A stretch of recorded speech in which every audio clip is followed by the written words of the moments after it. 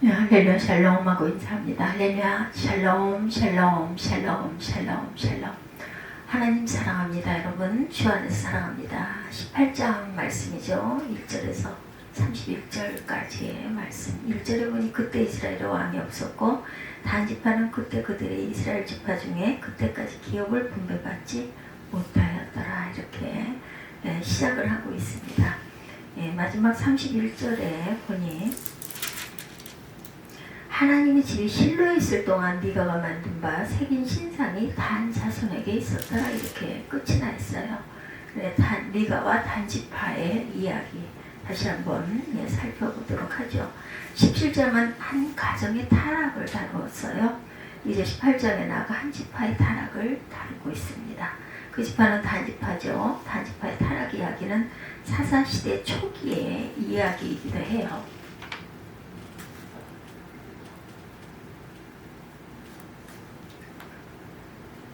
그런데 사사기의 마지막 부분에 다루고 있는 이유는 단지파의 타락이 이스라엘의 타락을 대표하는 사건이기 때문이라는 것. 첫 번째 사명을 버리고 쉬운 것을 추구한 단지파 1, 2절에 보면 2절에 단 자손이 소라와 에스디올에서부터 그들의 가족 가운데 용맹스러운 5사람을 보내어 땅을 정탐하고 살피게 하며 그들에게 이르되 너희는 가서 땅을 살펴보라 하며 그들이 에브라임 산지에 가서 미가의 집에 이르러 거기서 유숙하니라. 이렇게 증거하고 있어요. 1절에 단지파가 자기들이 거주할 땅을 찾아 나섰죠. 정찰대 5명을 보냈고 5명이 사사기 17장에 나오는 미가의 집까지 갔다라는 것입니다. 이것부터가 문제입니다. 한 지파가 살아가야 할 땅을 찾는 것은 당연한 이야기 같지만 사실은 굉장한 타락이고 불신앙이죠. 이스라엘 백성은 12지파예요. 여호수아는 12지파에게 하나님이 주신 땅을 분배합니다. 그 중에 이미 정복한 지역을 기업으로 배정받은 지파도 있었지만 아직 정복되지 아니한 땅을 배정받은 지파도 있습니다. 그래서 아직 배정받지 아니한 땅을 기업으로 받은 지파는 열심히 싸워서 가난한 사람들을 몰아내고 하나님이 주신 기업을 차지하기도 했죠. 그 일에 모범을 보인 사람이 바로 유다 지파 갈렙이었어요. 온니엘입니다. 유다 지파뿐 아니라 다른 지파도 여호수아 유언대로 열심히 싸워 하나님이 주신 기업을 차지하고 살았죠. 그런데 이 일에 성공하지 못한 지파가 바로 단지파. 오늘의 주인공이죠. 18장의 주인공. 단지파에게 배정된 땅은 블레셋 사람들이 주로 거주하던 땅이었고 블레셋 사람들은 당시 철기 문화를 소유한 강한 백성이었기 때문에 단지파가 몰아내지 못했다라는 것. 사사기 1장 34절에 아모리 족속이 단 자손을 산지로 몰아넣고 골짜기에 내려오기를 용납하지 아니하였다. 이렇게 말하고 있어요. 그래서 단지파는 거주할 땅이 없어 방황하다 안되겠다. 하나님이 정해주신 블레셋 땅 말고 다른 지역을 알아보자고 결의하고 정탐꾼 5명을 멀리 북쪽으로 보냈는데 그들이 북쪽으로 가다가 미가 제사장의 집에 하룻밤을 묵게 됐다라는 거죠. 여기까지 보면 단지파의 방황은 당연하다고 생각할 수도 있습니다. 그러나 그 생각은 하나님을 배제한 생각이고 불신앙이었죠. 하나님이 단지파의 강한 민족 블레셋이 차지하고 있던 땅을 배정받은 것은 단지파에게 블레셋과 싸울 만한 능력이 있었기 때문이에요. 그리고 하나님은 블레셋을 물리칠 수 있는 도움을 준비하고 계셨습니다. 그 단적인 증거가 바로 삼손이죠. 삼손은 단지파 사람입니다. 나귀 턱뼈 하나로 1000명을 물리친 용사가 바로 삼손입니다. 하나님이 왜 단지파에게 삼손 같은 용사를 주셨을까요? 삼손 같은 용사를 중심으로 블레셋과 싸워 블레셋 땅을 차지하라는 하나님의 배려 그리고 뜻이었죠. 근데 삼손은 자신의 사명을 제대로 깨닫지 못하고 엉뚱하게 여자에게 자신의 모든 에너지를 쏟아붓고 말았어요. 단지파는 삼손 같은 용사를 중심으로 단결하여 뭉치지 못하고 배정받은 땅을 정복할 엄두를 내지를 못합니다. 그 결과 기업 없이 방황하는 신세가 되고 말았던 거죠. 가만히 생각해보면 단지파의 불신앙이 바로 그들이 방황하게 된 결정적인 이유. 그런데 단지파는 자신들의 무능함을 생각만 하고 하나님이 왜 유독 우리 단지파에게 점령하기 어려운 블레셋 땅을 주셨나 하고 생각합니다. 그래서 그들의 결정은 어려운 블레셋 땅을 포기하고 쉬운 점령지를 찾아 나서자. 그래서 정탐꾼을 북쪽으로 보낸 거예요. 사명을 포기하고 쉬운 곳을 찾아 나서는 것 편리주의의 신앙이죠. 이것이 단지파의 정신이고 이것이 단지파를 타락하게 만든 근본적인 잘못된 생각입니다. 그래서 사사기 18장에 제일 많이 나오는 단어는 평안히 가라 너희가 가는 길을 야훼 앞에 있느니라. 18장 7절에도 거기 있는 백성을 본즉 염려 없이 거주하며 시돈 사람들이 사는 것처럼 평안하며 안전하다. 18장 10절입니다. 너희가 가면 평안한 백성을 만날 것이요. 평화라는 단어가 계속 나옵니다. 즉 단지파는 평안한 땅, 쉽게 점령할 수 있는 땅을 찾아 나섰다. 이 단지파의 목적은 하나님의 뜻을 이루는 것이 아니고 그들이 추구하는 것은 쉽고 또한 편안한 삶을 살고 싶다. 주신 사명은 어렵다고 감당을 하지 않으려고 하고 편한 것에만 관심을 쏟다가 단지파는 결국 타락의 길을 걷고 말았어요. 오늘날 사람들은 어때요? 힘들고 고생스럽게 사는 것 당연히 원하지 않습니다. 복잡한 것도 싫어합니다. 그래서 빠르고 쉽고 편하게 살기를 원하죠. 그래서 이제 신앙까지 인간 편의주의로 흐르고 있습니다. 하나님 중심, 하나님 제일주의가 아니라 인간 편의주의 신앙입니다. 사명이란 교회 중직자들에게만 주어진 것이라고 생각하면 오해죠.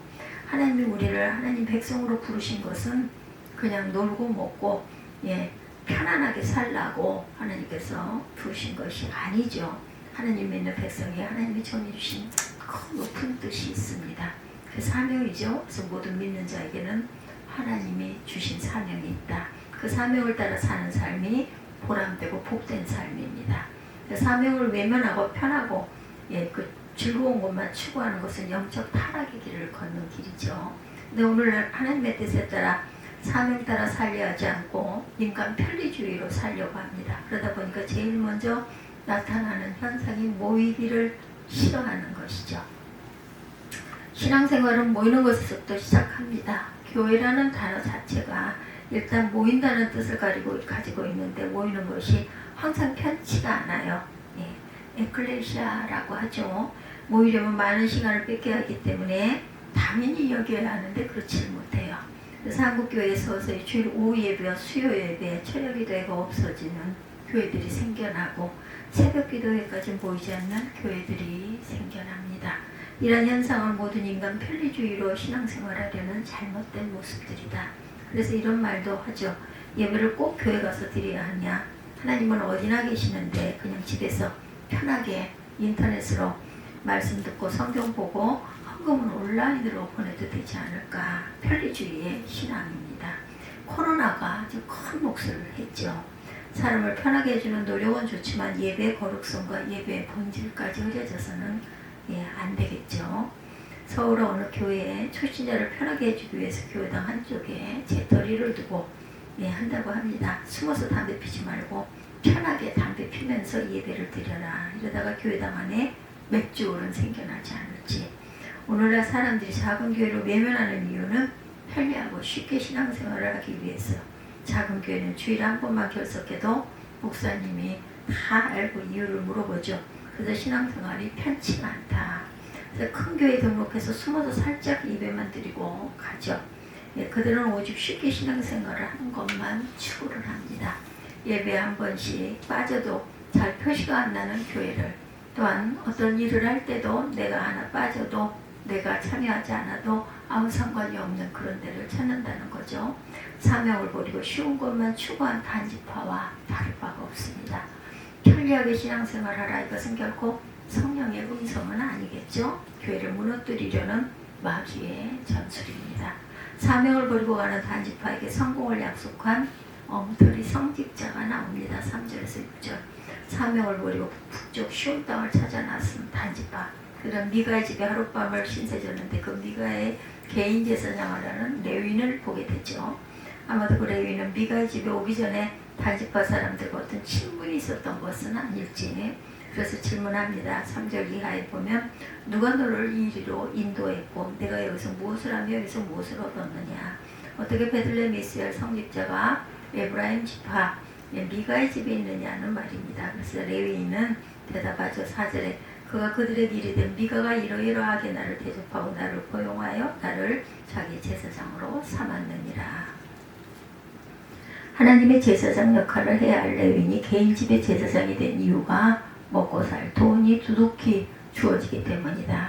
그래서 단지파 정찰대는 미가의 제사장에게 묻죠. 5절에 그들이 이르되 청하건대 우리를 위하여 하나님께 물어보아 우리가 가는 길이 형통할지 우리에게 알게 하라. 물어보려면 제대로 된 제사장에게 물어봐야지. 하나님이 정해진 사명지를 버리고 개인 집의 제사장으로 고용된 타락한 성직자에게 무엇을 물어볼 것인가. 더구나 그들은 하룻밤 신세를 지면서 미가의 집에 우상이 있는 것도 보았을 거예요. 하나님을 섬기는 것이 아니라 우상 섬기는 제사장에게 무슨 하나님의 뜻을 물어본다는 말인가. 근데 이 물음에 대답하는 미가의 제사장도 똑같죠. 평안히 가라. 너희가 가는 길은 야훼 앞에 있느니라. 미가의 제사장에 바로된 제사장이라면 하나님께 물어볼 것도 없이 단지파를 책망해야 되죠. 하나님이 주신 땅을 버리고 어디로 가려느냐. 당장 돌아가거라. 이랬어야죠. 미가의 제사장은 그들이 바라는 답을 압니다. 잘 될 것이다. 축복해 주는 것.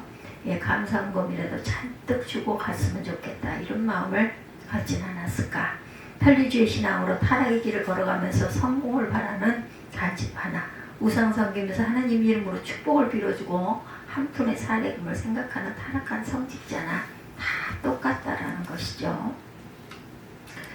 세 번째, 하나님 이름으로 평화를 깨뜨리는 단 족속에 대한 모습입니다. 7절에서 29절까지 단지파의 5명의 정찰대는 계속 북쪽으로 가다가 라이스라는 동네를 발견합니다. 살기에 딱 좋은 땅이었어요. 이에 5사람이 떠나 라이스에 이르러 거기 있는 백성을 본즉 염려 없이 거주하며 시돈 사람들이 사는 것처럼 평안하며 안전하니 그 땅에는 부족한 것이 없으며 부를 누리며 시돈 사람들과 거리가 멀고 어떤 사람과도 상종하지 아니함이라. 근데 무엇보다 좋은 것은 그 땅은 방어, 성벽이 없는 땅이었다라는 거예요. 정복하기 가장 쉬운 땅이었습니다. 이것을 어떻게 알 수 있는가? 본문에 나와 있진 않아요. 고고학자들이 라이스를 발굴해 보니 주전 1200년경이라는 라이스는 성벽이 없는 땅이었다고 합니다. 아마도 라이스는 레바논 산맥으로 둘러싸여 있어서 외부 세력과는 고립된 지역이었던 것 같고, 그래서 7절 이하에 어떤 사람과도 상종하지 아니함이라고 합니다. 라이스 사람들은 산맥으로 고립된 조용한 지역이라 성벽을 쌓을 필요를 느끼지 못했던 것이다. 그런데 단지파 정탐꾼들은 보고 단번에 생각하기를 성벽도 없는 저 동네는 너무너무 정복하기가 쉽다는 거예요. 그래서 그들은 라이스를 정복 대상으로 삼고 맙니다. 그리고 그들은 돌아와서 보고하기를 그 라이스라는 동네는 너무 평화스럽고 조용한 동네이고 정복하기가 좋은 지역이다. 그리고는 그 땅은 하나님이 주신 땅이라고 말합니다. 10절 이하에 하나님이 그 땅을 너희 손에 넘겨주셨느니라. 그래서 단지파는 하나님의 이름을 걸고 산지에서 평화스럽게 조용히 살던 라이스 주민들을 죽이고 성읍을 차지하고 맙니다. 27, 8절이죠. 아무 이유 없이 하나님 이름을 걸고 학살하고 정복을 해버리죠. 단지파는 하나님 이름으로 살육하고 평화를 깨뜨리고 하나님 이름이 이렇게 오용이 됩니다.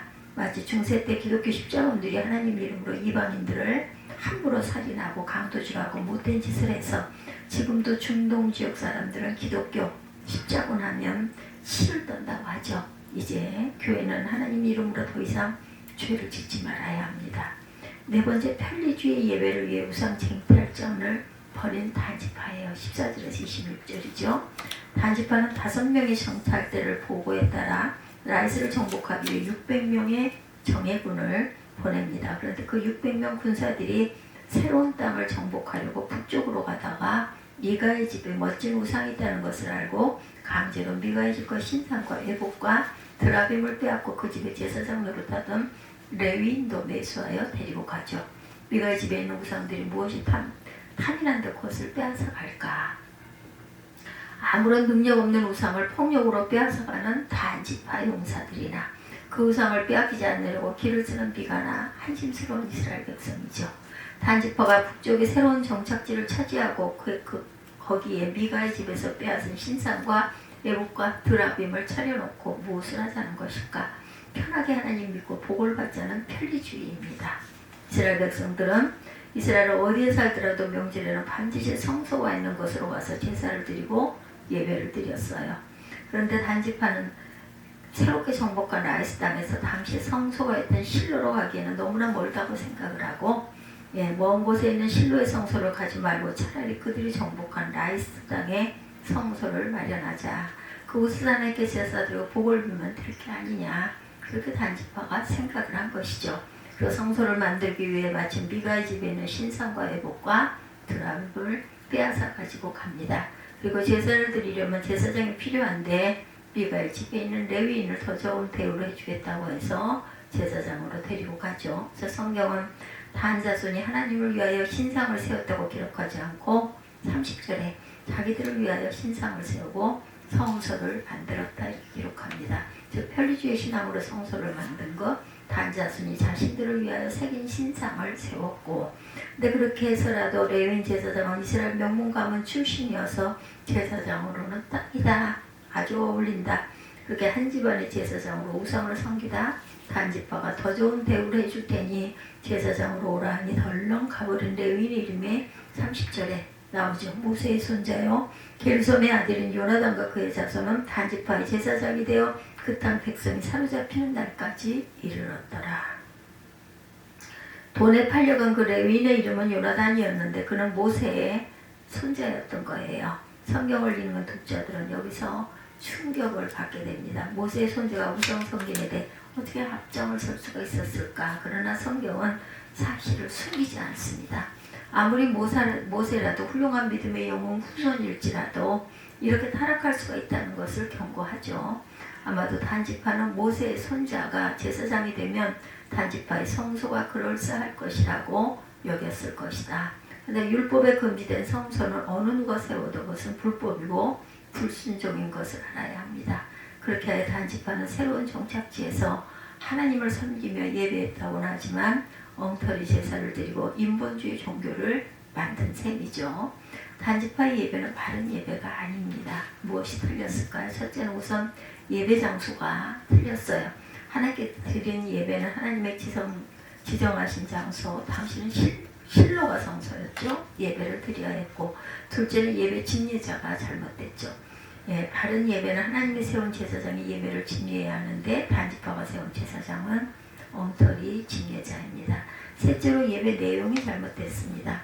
하나님의 뜻을 추구하는 것이 예배인데 단지파의 예배는 하나님 뜻이 아니라 개인적인 복만 추구합니다.